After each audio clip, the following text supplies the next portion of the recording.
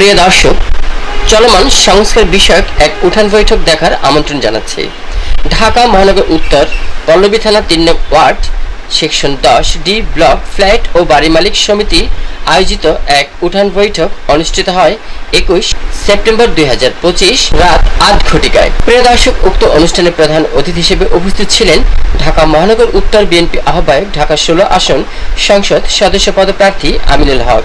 বিশেষ অতিথি হিসেবে উপস্থিত ছিলেন ঢাকা মহানগর উত্তর বিএনপি যুগ্ম আহ্বায়ক মাহবুব আলম মন্টু। বিশেষ অতিথি হিসেবে উপস্থিত ছিলেন ঢাকা মহানগর উত্তর বিএনপির সদস্য ও ২ নং ওয়ার্ড সাবেক কাউন্সিলর সাজ্জাদ হোসেন মোল্লা। বিশেষ অতিথি হিসেবে উপস্থিত ছিলেন পল্লবী থানা বিএনপি আহ্বায়ক মোহাম্মদ কামাল হোসেন খান। বিশেষ অতিথি হিসেবে উপস্থিত ছিলেন পল্লবী থানা বিএনপি যুগ্ম আহ্বায়ক মকসুদুর রহমান আবিদ। বিশেষ অতিথি হিসেবে উপস্থিত ছিলেন ৫ নং ওয়ার্ড বিএনপির সাবেক সভাপতি ও পল্লবী থানা বিএনপি যুগ্ম আহ্বায়ক সৌরভ হোসেন মোল্লা। বিশেষ অতিথি হিসেবে উপস্থিত ছিলেন পল্লবী থানা বিএনপি যুগ্ম আহ্বায়ক ৪ নং ওয়ার্ড কাউন্সিলর পদপ্রার্থী মাহফুজ হুসেন খান সুমন। বিশেষ অতিথি হিসেবে এবং অনুষ্ঠান উপস্থাপনায় ছিলেন পল্লবী থানা যুবদল যুগ্ম আহ্বায়ক জামাল হোসেন বাপ্পি। বিশেষ অতিথি হিসেবে উপস্থিত ছিলেন ডি ব্লক বাড়ি মালিক সমিতির সাধারণ সম্পাদক দিদারুল ইসলাম। অনুষ্ঠান সভাপতিত্বে ছিলেন সেকশন ১০ ডি ব্লক ফ্ল্যাট ও বাড়ি মালিক সমিতি সম্মানিত সভাপতি আমান উল্লাহ আমান। প্রিয় দর্শক, উক্ত অনুষ্ঠানটি অর্গানাইজেশনে ছিলেন ডি ব্লক ফ্ল্যাট ও বাড়ি মালিক সমিতি অর্থ বিষয়ক সম্পাদক এবং ডি ব্লক ৩১ নং সড়ক কমিটির সভাপতি ইঞ্জিনিয়ার বিলাল হোসেন। সহযোগিতায় ছিলেন তোফাজ্জল হোসেন লস্কর। পুরো অনুষ্ঠান জুড়ে থাকবেন আমাদের সাথে আজকে সংস্কার বিষয়ক এই উঠান বৈঠকে। আমি ছিলাম আপনাদের সাথে শাহ আলম সম্রাট, রিপোর্টার এমসিবি টিভি। আমাদের সমিতির সম্মানিত সাম্প্রতিক কিছু ছোট ছোট ঘটনা ঘটে যাওয়ার পরিপ্রেক্ষিতে ১০ নম্বর ডি ব্লক ফ্ল্যাট ও মালিক কর্তৃক আয়োজিত আজকের এই মত বিনিময় সভা। এখানে প্রধান অতিথি হিসেবে উপস্থিত আছেন ঢাকা ১৬ আসনের মাটি ও মানুষের অভিভাবক জামাল আমিনুল হক, ওটা আমার অঙ্গ সংগঠন। আরেকজনের কথা না বললেই নয়, তিনি হলেন জামাল হোসেন বাপ্পি, সিনিয়র যুগ্ম আহ্বায়ক পল্লবী থানা যুবদল। জামাল ভাই এই এলাকারই সন্তান এবং সবসময় আমাদের পাশে থাকার চেষ্টা করেন। আরও উপস্থিত আছেন বিশেষ করে ৩১, ৩৩, ৩৪ নম্বর ভোটের বিদায়ী ফ্ল্যাট মালিক বাড়ির মালিক সমিতি সহ ১০ নম্বর ডি ব্লকের অন্যান্য ফ্ল্যাট বাড়ির মালিক। এখানে উপস্থিত সকল দল, মত, ধর্ম, বর্ণ নির্বিশেষে সহমত পোষণকারী ফ্ল্যাট ও বাড়ির মালিক গণের পক্ষ থেকে সবাইকে জানাই আন্তরিক অভিনন্দন, শুভেচ্ছা। ইতিমধ্যে আমিনুল ভাই আজ করতে পারছেন, পিছনে ব্যাপক চিল্লাচিল্লি হচ্ছে, কারণ এখানে কৃষকের আড্ডা বেশি। এখানে আমরা ভিডিও করতেছি, কখনো দেখেন এখন কিন্তু ব্যাপক ধরনের চিল্লাচিল্লি হচ্ছে। এখানে এই ১০-১২ বছরের খোলাপান যে পরিমাণ আড্ডা পড়ে যায়, যে পরিমাণ আড্ডা দেয় বা যে পরিমাণ ঘোরাফেরা করে, আমাদের মা বোনদের বা যারা ছোটো ছোটো বাচ্চা আছে এদের জন্য প্রচণ্ড হুমকি হয়ে দাঁড়ায়। কিছুদিন আগে যে ঘটনাটা ঘটছে, এটা আমরা কিছুটা সতর্ক থাকার কারণে কিন্তু একটা খুন হয়ে যায়। যে পরিমাণ ছুরি নিয়ে আসছে ওরা, ওই ছুরিগুলো আমরা আজও আমাদের চোখে কখনো পড়ে নাই। মানে কীরকম ডিজাইন করা চাকু, সামুরাই, জানি না, আমি যেভাবে কখনো দেখি নাই ওটা, কিন্তু আমাদের সিকিউরিটি একটু তৎপর ছিল, কিন্তু সে মানে মৃত্যু থেকে বেঁচে গেছে। আজকে আমরা সবাই এখানে একত্রিত হয়েছি আমাদের এলাকার কিছু সমস্যা নিয়ে উন্মুক্ত আলোচনা করার জন্য। আমরা কাউকে ছোট বড় করার জন্য নয়, একটি সমাজের সকল মানুষেরাই আত্মসম্মান নিয়ে বেঁচে থাকার অধিকার আছে। সমাজের প্রতিটি জায়গায় সমস্যা আছে, সমাধানও আছে, আর এই সমস্যাগুলো ঐক্যের ভিত্তিতে কোনো ভেদাভেদের মধ্যে নয়, সমাধান করতে হবে। এখানে প্রতিটি রাস্তায় দুই পাশে 2টি গেট আছে। এই গেটগুলো প্রতিটি বাড়ির মালিকের কম বেশি অংশগ্রহণ আছে, টাকায় করা হয়নি। তাই এই কারণে সবার হৃদয়ে রক্তপাত হয়েছে। আমরা মর্মাহত, ব্যথিত যে আমার বাড়ির গেট খুলে নিয়ে যাচ্ছে আমাকে না বলে। এই কেমন রাষ্ট্রে বসবাস করি, যে রাষ্ট্র আমার নিরাপত্তা দিতে পারে না, যে রাষ্ট্রে মন খুলে কথা বলতে পারি না, যে রাষ্ট্র ছোট শিশুদের লেখাপড়ার দায়িত্ব নিতে পারে না, এ কেমন রাষ্ট্র? যে রাষ্ট্রের শিক্ষা ও মানুষের মূল্যবোধ নাই, যে রাষ্ট্রে অবৈধ মাদক ব্যবসা চলে, সেই রাষ্ট্রের প্রশাসন থেকে শুরু করে সবাই নিল যেন দেখেও না দেখার ভাগ করি। কেমন যেন মনে হচ্ছে আমাদের সবার তত্ত্বাবধানে সন্ত্রাসী নেশাখোর চাঁদাবাজি তৈরি হচ্ছে, আমাদের সামাজিক মূল্যবোধ ও মানবতাহীন জীবন কাটাতে হচ্ছে।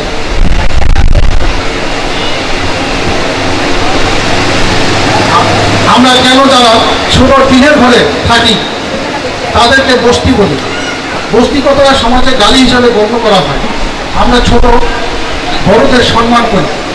আজকে সমাজের যে ছেলেটা নেশায় আসক্ত, সে তো নিজেকে কখনো রাজা, কখনো বাদশা, কখনো নেতা মনে করে, কারণ তার মাথায় হিতাহিত জ্ঞান থাকে না।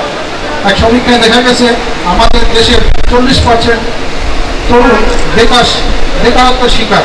কিন্তু আমি নিজের তরুণদের সাথে কাজ করে দেখেছি, সঠিক দিক নির্দেশনা ও সুযোগ দিলে দেশকে সমৃদ্ধ করার সবচেয়ে বড় শক্তি হবে আমাদের তরুণ।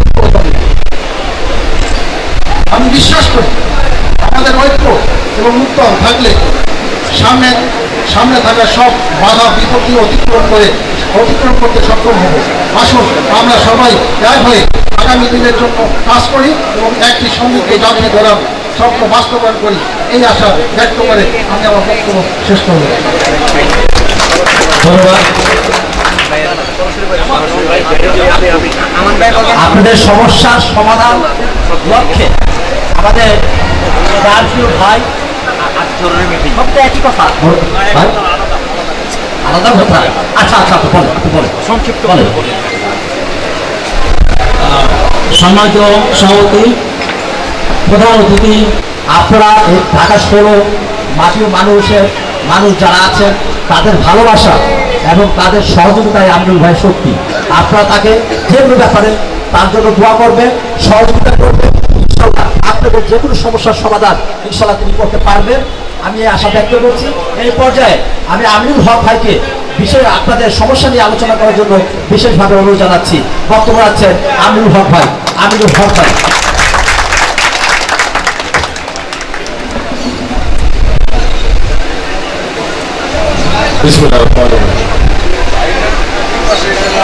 দশটিয়া 31 নম্বর ওয়ার্ড, 31 নম্বর রোডের 3 নম্বর ওয়ার্ডের আমাদের আজকে এই মত বিনিময় সভা,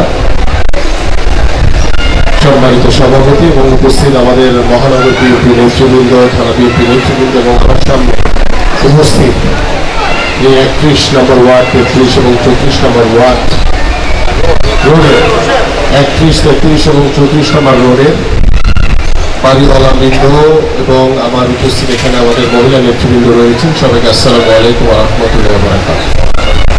প্রিয় উপস্থিতি, আমাদের প্রথম যে আবু হানিফ সাহেব থেকে শুরু করেছেন আমাদের খাল দিয়ে যে বেষ্টিত আপনাদের এই এলাকা, আমি এখানে একটি ভালো একটি খবর দিই আপনাদের, হয়তো আপনাদের কাছে এখন পর্যন্ত পৌঁছায়নি।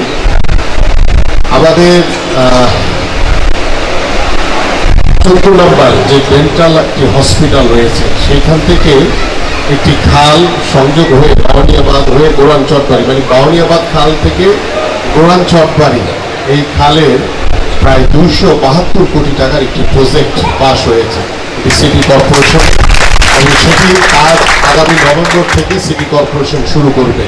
ইতিমধ্যে এই মেসেজটি আমার কাছে এসছে এবং আমরা আশা করছি যে এই খালের যে কার্যক্রম বাউনিয়া থেকে শুরু করে গোরান চটবাড়ি, যে খাল খনন এবং খাল পরিষ্কার এবং খালের যে বাস্তবায়ন, সেটা যদি হয়ে যায় ইনশাল্লাহ আমাদের এই পল্লবী এবং রূপনগরের যে বিভিন্ন এলাকার যে খালগুলো রয়েছে, যেগুলো জলাবদ্ধতার কারণে অল্প বৃষ্টিতেই আপনাদের ঘর বাড়ি ডুবে যায়। এবং আমি নিজেও এই যে রাস্তাটি, যে বড় রাস্তাটি, যে রাস্তাটির কথা বললেন মুরুব্বি এবং আপনারা অনেকেই বলেছেন, এই যে যানজটের কথা বলেছেন, আমি নিজেও এই রাস্তাটি ব্যবহার করি। আমরা জানি যে অল্প বৃষ্টি হলে এখানে প্রায় কোমর পরিমাণ পানি হয়ে যায়। আমি নিজেও গাড়ি নিয়ে কয়েকবার আটকে গেছি, সো দ্যাট এটা আমার নলেজে আছে।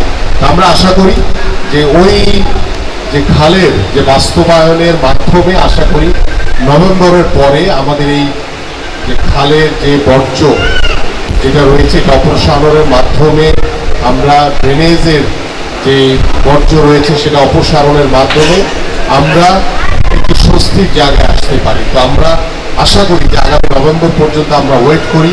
এর ভিতরে আমরা চেষ্টা করব, আমাদের এখানে আবির ভাই রয়েছেন, আমাদের আনিস ভাই বলতে নাই আজকে, ইতিমধ্যে তারা আমাদের সাকিব ভাই রয়েছেন, আমাদের যেখানে যেখানে ড্রেনেজের সমস্যা রয়েছে, ময়লা জমে আছে, সেইখানে আমরা সিটি কর্পোরেশনের সহযোগিতা নিয়ে আমরা এই ড্রেনেজগুলো পরিষ্কার করছি। তারাও খুব আন্তরিকভাবে চেষ্টা করছে যে কিভাবে এই জলাবদ্ধতা দূর করা যায়। বাট আমাদের আসলে যে নগর যে পরিকল্পনা সেখানে আসলে ভুল ছিল, যার কারণে আমরা সেই নগর পরিকল্পনায়ন যে সঠিকভাবে যদি হতো তাহলে আমাদের এই যে বিভিন্ন ধরনের যে ড্রেনেজের সমস্যা, জলাবদ্ধতা, সেটা হয়তো বা আমাদের এই পরিস্থিতিতে ভোগ করতে হতো না। তা আমরা আশা করি যে নভেম্বরের পরে যদি সেই বাউনিয়াবাদ খাল থেকে শুরু করে আমাদের বরান চটবাড়ির যে খাল যদি ঠিকমতো কার্যক্রম শুরু হয়, ইনশাল্লাহ আমরা ধাপে ধাপে আমাদের এই জলাবদ্ধতা অনেকাংশে করবে। এবং আমাদের আরেকজন ভাই বলেন, ওই যে গ্রামের কথা বলছিলেন আবু হানিফ সাহেব, হ্যাঁ উনি বলছিলেন, তো এই বিষয়টা আমার মনে হয় যে আমাদের যারা এখানে লোকাল নেতৃবৃন্দ আছে, কারণ ওই আওয়ামী লীগ তো সবসময় তারা যে কোনো জায়গা বা যাই পেয়েছে দখল করে শুধু নিজেদের কাজে ব্যবহার করেছে, জনসাধারণের কাজে ব্যবহার করে না। কারণ তারা তো আপনাদের ভোটে নির্বাচিত ছিল না যে আপনাদের কাছে জবাবদিহিতা থাকবে। বাট আমাদের জবাবদিহিতা রয়েছে আপনাদের কাছে, যদিও আমরা সরকারে নাই, আমরা ক্ষমতায় নাই, তারপরও বাংলাদেশ জাতীয়তাবাদী দলের একজন ক্ষুদ্র কর্মী হিসেবে, আপনাদের এলাকার সন্তান হিসেবে, ভাই হিসেবে, বন্ধু হিসেবে আমরা মনে করেছি যে আমি প্রত্যেকটি এলাকার বিভিন্ন মহল্লায়, পাড়া মহল্লায় গিয়ে আপনাদের সাথে মত বিনিময় করে এবং আপনাদের যে সমস্যাগুলো রয়েছে সেই সমস্যাগুলো কিভাবে দ্রুত সমাধান করা যায় এবং সেই সমস্যাগুলো যতটুকু আমার পক্ষে সম্ভব এখন আমরা সেই সমস্যাগুলো সমাধান করব। যেটা পারবো না, যেহেতু আমরা সরকারে নাই, আমাদের সেই মানে রাষ্ট্রীয় সেই সক্ষমতা এখন থাকবে না, এটাই খুব স্বাভাবিক। পরবর্তীতে আল্লাহ যদি আমাদেরকে আগামী ফেব্রুয়ারিতে যে নির্বাচন হবে, সেই নির্বাচনে আপনাদের ভোটে, এদেশের সাধারণ মানুষের ভোটে বাংলাদেশ জাতীয়তাবাদী দল বিএনপি নির্বাচিত হলে, সরকার গঠন করলে ইনশাল্লাহ আপনাদের যে প্রত্যাশা, যে ড্রেনেজের যে সমস্যা, আমাদের জলাবদ্ধতার যে সমস্যা, সেটা যাতে পরিকল্পনা মাফিক সমাধান করা যায় সেটা সর্বাত্মকভাবে করব। এবং আপনাদের এখানে যে ফুটপাত দখলের, আমরা প্রত্যেকটি এলাকাকে ফুটপাত দখল মুক্ত করতে চাই, সেই জন্য আপনাদের সহযোগিতা সবচেয়ে বেশি দরকার। আমি হয়তোবা চেষ্টা করব এখন, কারণ আমাদের যারা এখানে অঙ্গ এবং সহযোগী সংগঠনের নেতৃবৃন্দ আছে, আমাদের বিএনপি নেতৃবৃন্দ আছে এবং আপনারা যারা এলাকার মুরব্বী রয়েছে, আপনাদের সকলের সাথে বসে আলোচনার মাধ্যমে আমরা এই ফুটপাথগুলো দখল মুক্ত করতে চাই। এবং পাশাপাশি এই যে ট্রাক স্ট্যান্ড, এবং ওই আমাদের এই ভাই দেখাইলেন যে ট্রাকগুলো কিভাবে দখল করে, রাস্তায় যানজট কেন হবে না, রাস্তা অর্ধেক দখল করে রেখেছে ট্রাক, এবং এই ট্রাকগুলো কাদের সেটা কিন্তু আপনারা জানেন। এবং আপনারা যদি এখানে, আপনারাই হয়তো বা কেউ না কেউ মালিক, বা কেউ হয়তো এখানে আপনারা বসবাস করেন, নাহলে এই ট্রাকগুলো এই রাস্তার উপরে কিভাবে আসবে সেই জায়গাটা আপনাদের আইডেন্টিফাই করতে হবে। এবং পাশাপাশি আমি আজকে সিটি কর্পোরেশনের সাথে কথা বলবো যে এই যে ট্রাক যে স্ট্যান্ডগুলো রয়েছে, সেই ট্রাক স্ট্যান্ডগুলো কিভাবে এখান থেকে নির্মূল করা যায়, এবং সেই নির্মূলের মাধ্যমে আমরা চেষ্টা করব যে এই সময়টা আপনারা যে কষ্ট ভোগ করছেন সেই কষ্টটা যাতে আপনারা ভোগ না করেন। বাট আমি আপনাদেরকে কথা দিচ্ছি, আল্লাহ পাক যদি ফেব্রুয়ারির যে নির্বাচন হবে সেই নির্বাচনে আমাদেরকে বিজয়ী করে, আল্লাহ পাক যদি আমাদেরকে সরকার গঠন করার সুযোগ দেয়, ইনশাল্লাহ তৌফিক দেয়, ইনশাল্লাহ এই যে ট্রাক স্ট্যান্ড বা যেখানেই যে ফুটপাথ দখল কোনোটাই থাকবে না ইনশাল্লাহ, এটা আমার আপনাদের কাছে ওয়াদা। কারণ আমরা প্রত্যেকটি রেসিডেন্সিয়াল এরিয়াকে পরিপূর্ণভাবে রেসিডেন্সিয়াল এরিয়া আমরা ঘোষণা করতে চাই। যেমন আমি ইস্টার্ন হাউজিংয়ে বসবাস করি, ইস্টার্ন হাউজিংয়ে কিন্তু কিছু কিছু রাস্তায় আমি দেখেছি এখানে এরকম ট্রাক তারা পার্ক করে। ট্রাক পার্কের কারণে দেখা যায় যে ওইখানকার পরিবেশটা বিঘ্নিত হচ্ছে। দেখা যায় ইস্টার্ন হাউজিং এর মতো জায়গায় ওইখানে বিভিন্ন ফ্যাক্টরি রয়েছে, যে ফ্যাক্টরি মাধ্যমে এলাকা কিন্তু দূষিত হচ্ছে এবং সেখানে বিভিন্ন অবৈধ গ্যাস লাইনের মাধ্যমে আমাদের যারা বৈধ গ্যাসের অধিকারী তারা কিন্তু সঠিকভাবে গ্যাস পায় না। এই ধরনের সমস্যাগুলো রয়েছে। আমরা চেষ্টা করছি আস্তে আস্তে ধাপে ধাপে প্রত্যেকটি সমস্যা সমাধান করার জন্য। ইনশাআল্লাহ আল্লাহ পাক যদি আমাদেরকে সুযোগ দেয়, ইনশাআল্লাহ আগামী ফেব্রুয়ারির পরে আল্লাহ পাক যদি আমাদেরকে নির্বাচিত করে আপনাদের ভোটে, আমি আপনাদের এলাকার সন্তান হিসেবে আমি আপনাদের কাছে ওয়াদাবদ্ধ এবং জবাবদিহিতা থাকবে আমার। ইনশাআল্লাহ আপনাদের যে সকল সমস্যা রয়েছে সামাজিক পারিবারিক সহ আমরা যে রাষ্ট্রীয় সমস্যাগুলো রয়েছে সকল সমস্যার সমাধান করবো ইনশাআল্লাহ। প্রিয় উপস্থিতি, আমাদের সবারই একই বিষয়, এখানে কিশোর গ্যাংয়ের কথা বলেছেন, মাদকের কথা বলেছেন। আমরা ইতিমধ্যে মাদকের বিষয়ে কিন্তু জিরো টলারেন্স দিয়ে কাজ করছি এবং এখানে আপনাদের সহযোগিতা লাগবে। কারণ আপনারা জানেন যে কোথায় কোথায় মাদক ব্যবসায়ী, কারা মাদক ব্যবসার সাথে জড়িত, তাদের নামগুলো যদি আপনারা গোপনে আমার কাছে দেন। ইতিমধ্যে আমি বাংলাদেশ সেনাবাহিনীর সাথে কথা বলেছি, পুলিশের সাথে কথা হয়েছে, তারা সার্বিকভাবে সহযোগিতার মাধ্যমে তাদের আমরা ইনশাআল্লাহ ওই অসাধু মাদক ব্যবসায়ীদেরকে আইনের আওতায় এনে তাদেরকে আমরা বিচারের কাজ করে দাঁড় করাবো ইনশাআল্লাহ। এই জন্য আপনাদের সহযোগিতা লাগবে, আপনাদের সহযোগিতা ছাড়া কিন্তু পারবো না। আজকে আমি এখানে উপস্থিত হয়েছি কিন্তু আপনাদের কথাগুলো শোনার জন্য, এবং আপনাদের কথাগুলো শুনেছি, আমি এই পয়েন্টগুলো নথিভুক্ত করেছি এবং এটি আমি ভবিষ্যতে আপনাদের শুধু সামনে আসা আগামী নির্বাচনকে সামনে রেখে না, আমি আপনাদেরকে আশ্বস্ত করতে চাই আল্লাহ পাক যদি আমাদেরকে কবুল করে ওই নির্বাচনের পরেও আমি আপনাদের মাঝে এইভাবে আসবো, আপনাদের সাথে এইভাবে আপনাদের সমস্যাগুলো নিয়ে মত বিনিময় সভা হবে এবং চেষ্টা করব আল্লাহ পাক যদি আমাদেরকে কবুল করে তাৎক্ষণিকভাবে আপনাদের এই সমস্যাগুলো সমাধান করার জন্য। কারণ আমরা বিশ্বাস করি, আমরা রাজনীতি করি আপনাদের জন্য, সাধারণ মানুষের জন্য। ওই গত 17 বছর স্বৈরাচার সরকার কোনোদিন কিন্তু আইসা আপনাদেরকে জিজ্ঞেস করে না যে আপনাদের সমস্যা কি, আপনাদের ভালো মন্দ কি, কোনো কিছু কিন্তু জিজ্ঞেস করে না। কিন্তু আমরা তো ক্ষমতায় নাই, তারপর আমি আপনাদের কাছে এসেছি যে আপনাদের সমস্যাগুলো যদি নথিভুক্ত করে রাখতে পারি, আগামী নির্বাচনের পরে যে সমস্যাগুলো নির্বাচনের আগে পারবো সমাধান করব, যেগুলো পারবো না সেটা নির্বাচনের পরে ইনশাআল্লাহ অবশ্যই সমাধান করা হবে ইনশাআল্লাহ। এবং আপনাদের যে সবচেয়ে বড় সমস্যাটি যেটা হচ্ছে নিরাপত্তার জন্য আপনাদের যে গেট আপনারা নির্মাণ করেছিলেন সিটি কর্পোরেশন, আমি এটি সিটি কর্পোরেশনের সাথে কথা বলবো আমি গাড়িতে উঠেই, যে কেন তারা এই ধরনের কার্যক্রম পরিচালনা করছে সেটি জেনে এবং এটির বিষয়ে কি পদক্ষেপ নেওয়া যায় সেটি আপনাদের সাথে পরামর্শ করে ইনশাআল্লাহ সেই পদক্ষেপ আমি নিব। এবং আমাদের খেলার মাঠের কথা বলেছেন আমাদের ভাই, যেহেতু আমি ক্রীড়াবিদ, খেলার মাঠ এমনি আমার সাথে চলে আসে।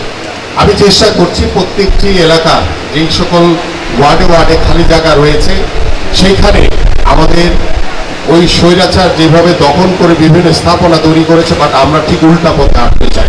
আমরা চাই যেখানে খোলা জায়গা থাকবে সেটাকে সরকারিভাবে সংরক্ষণ করে আমাদের সন্তানদের জন্য আমরা যাতে খেলার মাঠের উপযোগী তৈরি করে দিতে পারি, এবং আমাদের যারা বয়োবৃদ্ধ বাবা মারা রয়েছেন তাদের জন্য যাতে আমরা ওয়াকওয়ে তৈরি করে যাতে হাঁটার একটি সুব্যবস্থা করে দিতে পারি, এই ধরনের কর্ম পরিকল্পনা আমাদের রয়েছে।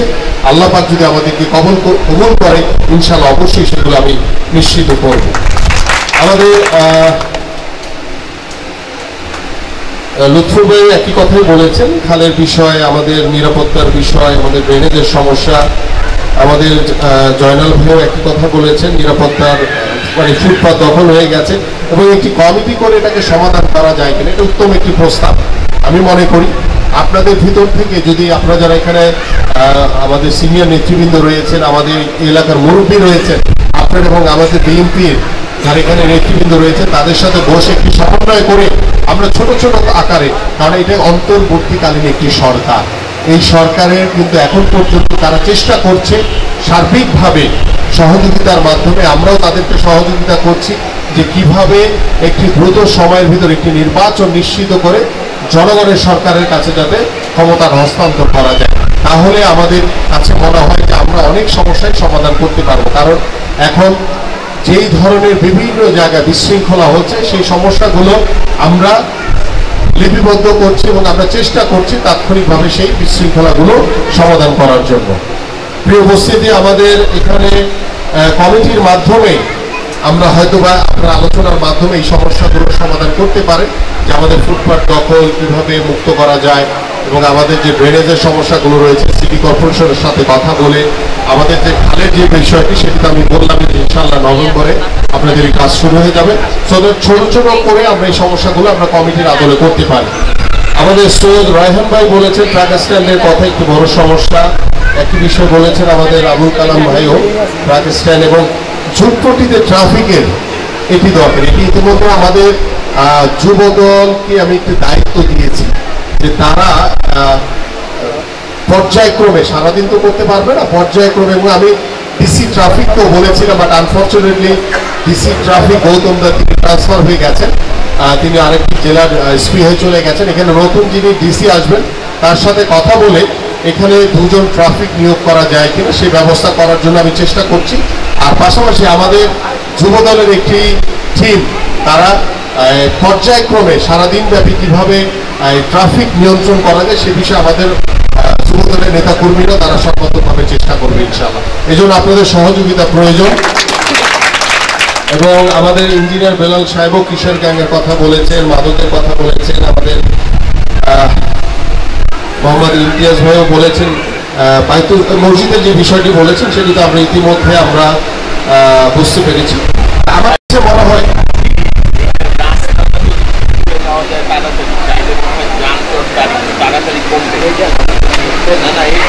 না, আমি এটা আমাদের যে ইঞ্জিনিয়ার যে আশরাফ যিনি এক্সিআর এর দায়িত্ব আছে এই এলাকার, আমি পল্লবীর, আমি তার সাথে কথা বলে যে দ্রুত যাতে এই রাস্তাটা মেরামত করে দেওয়া যায় যাতে আপনারা আরো সহজে যান চলাচল করতে পারে, তাহলে হয়তো যানজটটা কিছুটা হলেও কমে যাবে।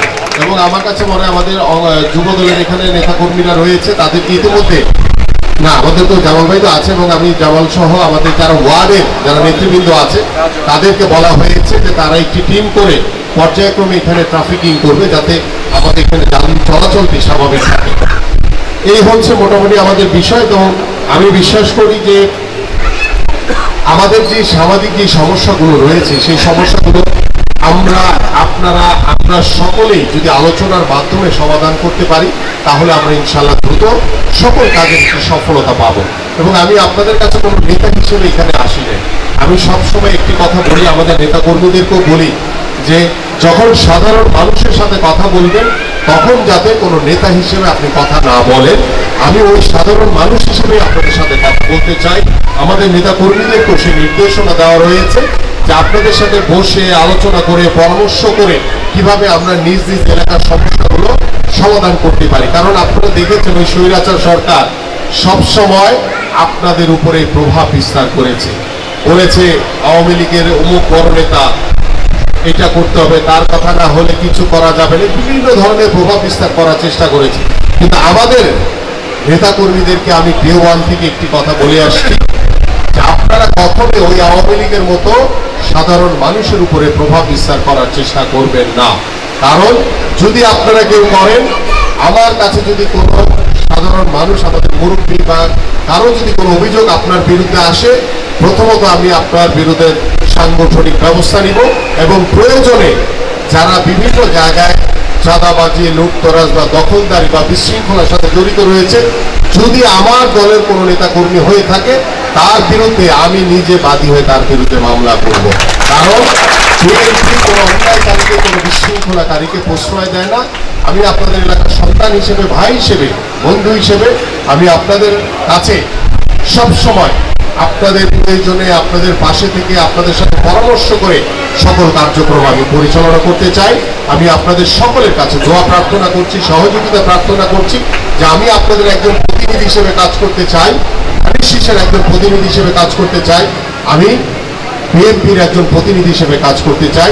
এই জন্য আপনাদের সকলের কাছে দোয়া এবং সহযোগিতা চাই যে আমরা সকলে মিলেই যাতে আমাদের ভবিষ্যৎ প্রজন্ম, আমাদের সন্তানদের জন্য, আমাদের তরুণ সমাজ, যুব সমাজের জন্য, বেকার যুবকদের জন্য কর্মসংস্থান নিশ্চিত করে আমরা মাদক মুক্ত এলাকা করতে চাই, আমরা ফুটপাত মুক্ত এলাকা করতে চাই এবং সেখানে সামাজিকভাবে আমরা যাতে একটি মানবিক বাংলাদেশ হিসেবে গড়ে উঠতে পারি, এই প্রত্যাশা কামনায় আমি আপনাদের সকলকে আন্তরিকভাবে ধন্যবাদ এবং কৃতজ্ঞতা জানিয়ে আমি আমার বক্তব্য শেষ করছি।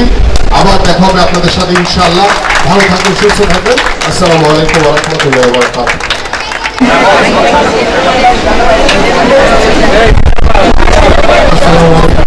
আপনি সবাই কিছু নেতা বলে গেছেন, সব দাবি দেওয়া সবার সব কিছু বলে গেছেন। ইনশাল্লাহ সহজ হবে, ইনশাল্লাহ আমি একবারে আমার